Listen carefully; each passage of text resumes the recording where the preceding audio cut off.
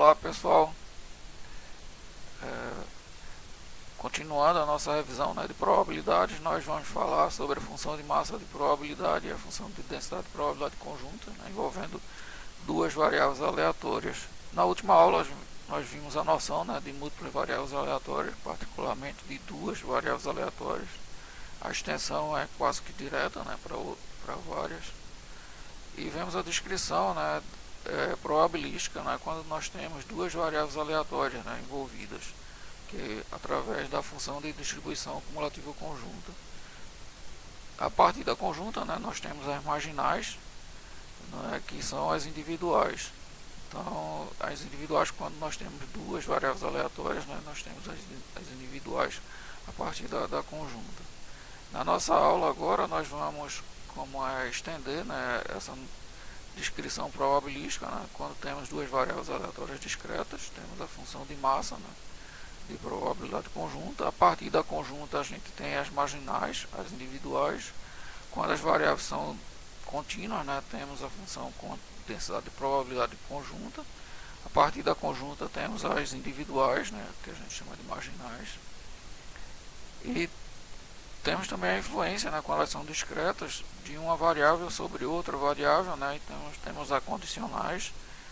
E quando elas são contínuas, né, temos a função densidade, né, de probabilidade condicionais.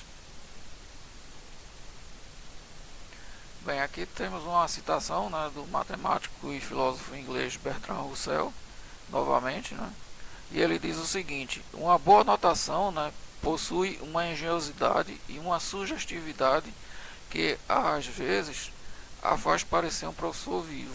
Isso pode ser um exagero, né? Mas em matemática, né, e particularmente em probabilidade, nós temos várias notações, hein? Então isso não é muito legal, hein? A gente não tem uma padronização de notação. Até alguns símbolos que, tipo multiplicação e divisão, né, não existe um símbolo só. E isso eu acho que é muito ruim, né? A matemática já é uma coisa abstrata e você tem várias maneiras, né, de descrever a mesma coisa. Bem, aqui nessa figura, né, nós temos também três maneiras, né, de descrever, né, a mesma coisa. Essa aqui é a pedra de Roseta. Na parte de cima nós temos os hieróglifos. Na parte do meio tem o egípcio demótico, né, que veio depois, numa linguagem egípcia, depois dos hieróglifos. E embaixo temos em grego, né? Então é a mesma coisa escrita de três maneiras diferentes. E isso permitiu, né, com que conseguissem, né, o Champollion, né, conseguisse decifrar os hieróglifos, né? E criando, né, a egiptologia. Essa pedra foi encontrada, né, pelo exército francês, né, em 1799, né, quando eles estavam construindo uma fortificação. Bem, tem uma questão conceitual, né, que diz o seguinte, né, a gente vai dar a resposta, né, no final da aula, para vocês ficarem pensando, né. Então, o valor da esperança, né, o valor esperado, né, de uma variável aleatória pode nunca ocorrer como resultado do experimento aleatório. Bem, no final da aula a gente responde. Bem, vamos ver a função de massa de probabilidade conjunta, né? A definição é a seguinte: a gente tem duas variáveis aleatórias x e y e discretas. Então a probabilidade conjunta é dada pela probabilidade, né, da variável aleatória x assumir um valor x e da variável aleatória y, né, assumir um valor y minúsculo. A notação é essa aqui, né, x e y para indicar as variáveis, né, x e y, e aqui os pontos, né, que você quer definir, né, a variável. Se a gente tem, né, a função de massa, a gente tem a função de distribuição cumulativa, fazendo essa soma dupla, né, em x e em y, né, nos valores, né, que essa probabilidade existe, né. contanto que o xi, né, seja menor do que o valor x e o yj, né, menor do que o valor y, né, para todos os xi e yj, né, que isso ocorre. Bem, como a gente tem a conjunta, né, nós temos a individual, né, a partir da conjunta. Se a gente tem essa aqui, né, a gente soma todos os y, né, possíveis, e você tem a individual, né, do x. Se você somar agora em relação ao x, você tem a marginal, né, do y. Aí, se elas forem independentes, a gente tem que é o produto, né, das probabilidades, né, individuais. Quando as variáveis são contínuas, né, a gente tem que a densidade é a derivada, né, da distribuição cumulativa conjunta, a derivada segunda, em relação a x e em relação a y, né, são derivadas parciais.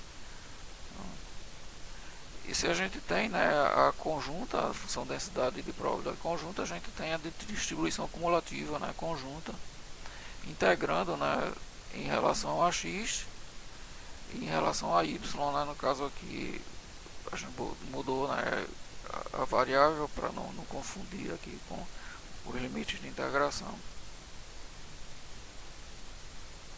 Bem, a gente consegue as marginais, né, também, se a gente integrar em relação ao y, a gente tem a individual do x, e se a gente integrar em relação a x, nós temos a função individual, né, do y. E se elas forem independentes, né, a gente tem o produto, né, das individuais.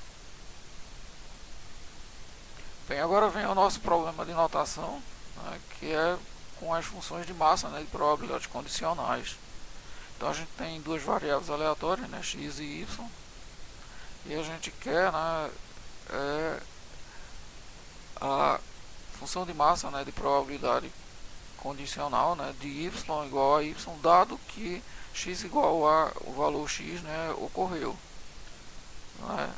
Então isso é definido como sendo a razão, né, entre a probabilidade conjunta, né, de x e y sobre a probabilidade do x. Mas aqui temos as notações, né, diferentes, tem mais, mas a gente está pegando essas daqui. Particularmente eu gosto dessa notação, é pouco usada, hein, mas eu gosto bastante, que aqui está dizendo que é y, né, dado que x igual a x, né, x igual a um valor x, né, ocorreu, né, função de y. Né. Aqui é uma anotação também bastante usada, né, que é y dado x e o x igual ao valor x, né, é colocado dentro do argumento, né, da função. E a anotação que eu menos gosto, mas é muito usada também, é essa aqui, né, que coloca só o y, né, e o valor do y da função e o x, né, igual a x, como sendo a condicional colocada, né, no argumento. Mas o que eu não gosto dela é porque, por exemplo, isso aqui é o p de y, né? Aqui o p de x não é o p de y. O p de y dado x é uma função, o p de y é outra função. É como se você mudasse a função, né, por causa do argumento. É um pouco de computação, às vezes acontece como esse fato, né? Mas aí eu acho que complica, né, a notação. Se tivéssemos o contrário, né, de x dado y igual a um valor y, né, nós teríamos agora a definição só que é o p de y. Veja, esse p de y não é igual a esse p de y aqui. É isso que eu não gosto, né, dessa notação. E os argumentos, né, da função, se eu quisesse construir, né, essa função aqui, eu tenho que variar o y, né, de menos infinito a infinito para construir, né, e pegar os valores. E para cada valorzinho x, eu tenho uma função diferente. E é uma função do y. Né? Esse aqui, né, complica um pouco o argumento. Né? Qual é o argumento aqui? Na realidade, o argumento é sempre o y. Hein? o x é dado, o x é um valor fixo.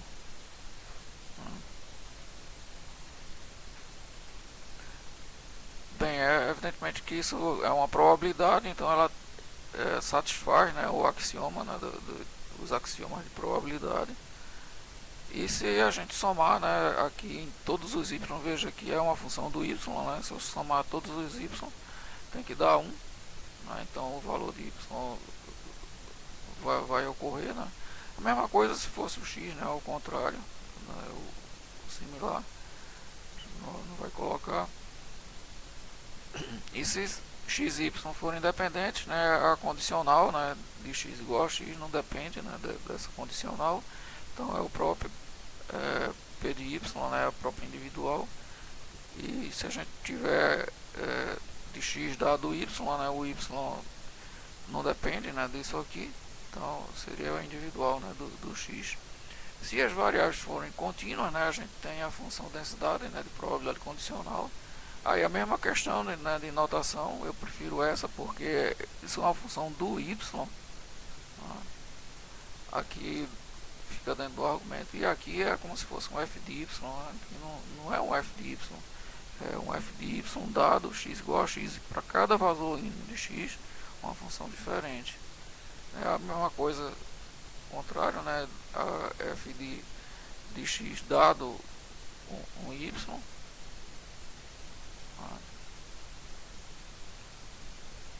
e as propriedades são as seguintes, né? Ela é sempre maior ou igual a zero, como qualquer função de densidade. E se a gente integrar, né, em y, né, de menos infinito a infinito, isso dá 1. Se a gente tivesse de x dado y, né, integraria em x também teria que dar igual a 1. E quando elas são independentes, né, a conjunta, né, a condicional, né, em x, como não depende do x, né, é a individual de y, e aqui como não depende do y, é a condicional do x. Bem, a resposta, né, a questão de se a esperança, né, pode ocorrer, né, no resultado, né, de uma variável aleatória, ela nunca aparece, pode, né, nunca aparecer, às vezes aparece sim, mas ela pode nunca aparecer. E o exemplo é o seguinte, né, a gente tivesse cara, uma moeda confiável, né, x de cara igual a 1, x de coroa igual a menos 1, a gente teria a esperança igual a 0, né, porque o valor é 1 vezes a probabilidade de x ser igual a 1, que é meio, e menos 1, né, vezes a probabilidade de x igual a menos 1, né, que vai dar menos 1 meio. Isso dá 0, né, e o 0 nunca ocorre, né, toda vez que eu sortear, né, a moeda, ou eu tenho 1 ou eu tenho menos 1, mas nunca vou ter o 0. Bem, a foto, né, foi tirada pelo professor, né, no Museu Britânico. Hein? Bem, na próxima aula, né, nós vamos ver qual o grau de parentesco, né, de duas variáveis aleatórias. Vamos falar de correlação, né, covariância. Até a próxima aula.